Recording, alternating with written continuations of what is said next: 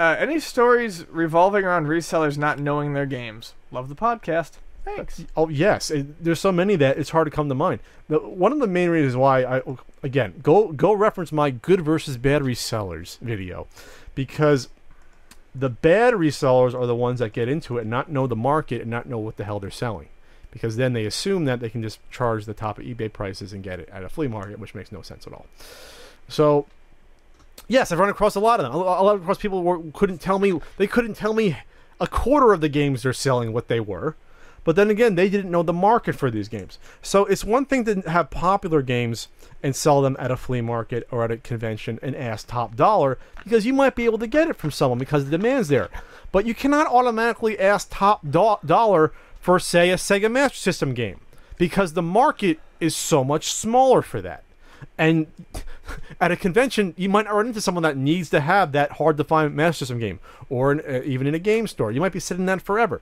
So you have to know not just what these games are, but have to know the markets for what these systems are. For instance, Walter Payton football for the Sega Master It's hard to find. It's hard to find. You know what I had to sell our copy at the store for? $5. Why? Because no one's gonna fucking buy it for what it supposedly goes for on eBay, because it's Walter Payton fucking football. Unless you have a hardcore, I would have bought it if I knew you had it for $5 when I was completing my. It might have been $8, and I told you I had it, but yeah, you already had it. I was a shelf collector for Master System. I'll admit that totally. You know, I had it as a kid in Master System. But what a way! Yeah. So I got into not a tiff, but there's a seller that I bought like 4 or 5 Master System games from.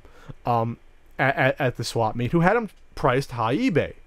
And first of all, to charge at eBay at a swap meet is ridiculous, because I'm doing you a favor by buying it, because you don't have to list it, you don't have to ship it out, and plus, oh, by the way, you're not losing 15 to 20% off of the eBay listing fees and PayPal fees. So I'm actually doing you a favor by buying it at eBay price, because you're not going to get that. If something you sell for $60 at the swap meet, $60 cash, versus $60 ends up being $45 or $47 on eBay, and then all the other bullshit that goes along with listing it in the time. So besides that, though, I told him this. I was honest. This is a limited market for these games. I will give you. I think I ended up paying 60 to 65% of the eBay price. So then he basically only lost about 10% versus what he would have got after all the bullshit and fees. And he still got cash, and I got a deal. Versus otherwise, those games are going to sit there forever, right, at those prices, and I knew that. He didn't like that I knew that, but that was the truth. So what was I saying? Bad versus good game resellers? Yeah, I mean, basically, if you look at those prices one by one and then think you're going to get that price for every single game, you're silly. You have to be able to bend a little bit, and you have to realize that sometimes package deals are the best way to do it. I don't know. All right, you may have that rare Neo Geo Pocket Color game, but no one gives a shit. There's quite a few. Except for Ian. Well, quite a few people do. You should start a Facebook group. I got rid of Facebook. Twitter's enough for me.